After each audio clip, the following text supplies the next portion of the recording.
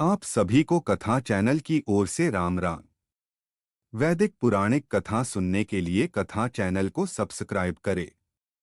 Bell icon को दबाकर सुनिश्चित करें ताकि कथा सबसे पहले आपके पास पहुंचे। अमरनाथ धाम से जुड़ी शिव पार्वती कथा। एक बार देवी पार्वती ने देवों के देव महादेव से पूछा, ऐसा क्यों है कि आप अजर हैं, अमर हैं, लेकिन मुझे हर जन्म के बाद नए स्वरूप में आकर फिर से बरसों तप के बाद आपको प्राप्त करना होता है।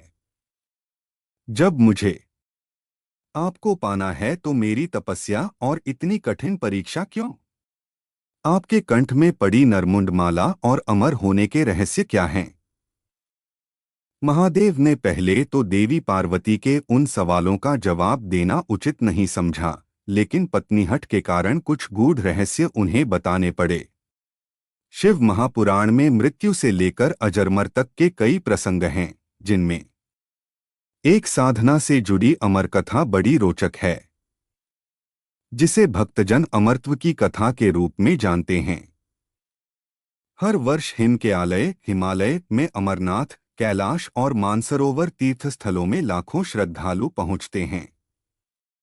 सैकड़ों किलोमीटर की पैदल यात्रा करते हैं। क्यों? यह विश्वास यूं ही नहीं उपजा। शिव के प्रिय अधिक मास अथवा आषाढ़ पूर्णिमा से श्रावण मास तक की पूर्णिमा के बीच अमरनाथ की यात्रा भक्तों को खुद से जुड़े रहस्यों के कारण और प्रासंगिक लगती है।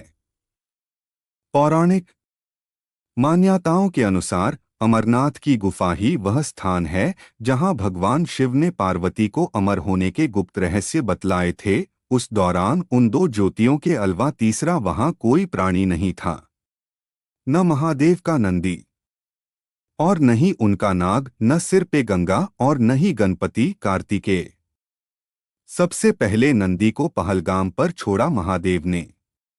गुप्त स्थान की तलाश में महादेव ने अपने वाहन नंदी को सबसे पहले छोड़ा। नंदी जिस जगह पर छूटा उसे ही पहलगाम कहा जाने लगा। अमरनाथ यात्रा यहीं से शुरू होती है।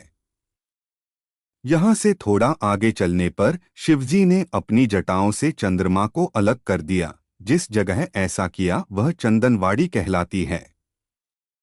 इसके बाद गंगा जी को पंचतरणी में और कंठाभूषण सर्पों को शेषनाग पर छोड़ दिया। इस प्रकार इस पड़ाव का नाम शेषनाग पड़ा। अगले पड़ाव पर गणेश छूटे। अमरनाथ यात्रा में पहलगाम के बाद अगला पड़ाव है गणेश टॉप। मान्यता है कि इसी स्थान पर महादेव ने पुत्र गणेश को छोड़ा। इस जगह को महागुणा का पर्वत भी कहते हैं। इसके बाद महादेव ने जहां पिस्सू नामक कीड़े को त्यागा वह जगह पिस्सू घाटी है। और शुरू हुई शिव पार्वती की कथा। इस प्रकार महादेव ने अपने पीछे जीवनदायिनी पांचों तत्वों को स्वयं से अलग किया। इसके पश्चात पार्वती संग एक गुफा में महादेव ने प्रवेश किया। कोई तीसरा प्राणी यानी कोई व्यक्ति, पशु या पक्षी गुफा के अंदर घुस कथा को न सुन सके, इसलिए उन्होंने चारों ओर अग्नि प्रज्वलित कर दी। फिर महादेव ने जीवन के गूढ़ रहस्य की कथा शुरू कर दी। कथा सुनते सुनते सो गई पार्वती। कबूतरों ने सुनी। कहा जाता है कि कथा सुनते सुनते देवी पार्वती को नींद आ गई, वह सो गई और महादेव को यह पता नहीं चला, वह सुनाते रहे। यह कथा इस समय दो सफेद कबूतर सुन रहे थे और बीच बीच में गूंगू की आवाज निकाल रहे थे। महादेव को लगा कि पार्वती मुझे सुन रही हैं और बीच बीच में हुंकार भर रही हैं। चूंकि वैसे भी भोले अपने में मग्न थे तो सुनाने के अलावा ध्यान कबूतरों पर नहीं गया। वे कबूतर अमर हुए और अब गुफा में होते हैं। उनके दर्शन दोनों कबूतर सुनते रहे। जब कथा समाप्त होने पर महादेव का ध्यान पार्वती पर गया तो उन्हें पता चला कि वे तो सो रही हैं। तो कथा सुन कौन रहा था? उनकी दृष्टि तब दो कबूतरों पर पड़ी तो महादेव को क्रोध आ गया। वहीं कबूतर का जोड़ा उनकी शरण में आ गया और बोला, भगवान, हमने आपसे अमर कथा सुनी है। यदि आप हमें मार देंगे तो यह कथा झूठी हो जाएगी, हमें पथ प्रदान करें।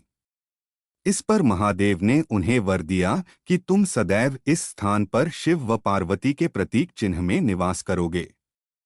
अंतत कबूतर का यह जोड़ा अमर हो गया और यह गुफा अमर कथा की साक्षी हो गई। इस तरह इस स्थान का नाम अमरनाथ पड़ा। मान्यता है कि आज इन दो कबूतरों के दर्शन भक्तों को होते हैं। अमरनाथ गुफा में यह भी प्रकृति का ही चमत्कार है कि शिव की पूजा वाले विशेष दिनों में बर्फ के शिवलिंग अपना आकार लेते हैं। यहाँ मौजूद शिवलिंग किसी आश्चर्य से कम नहीं है।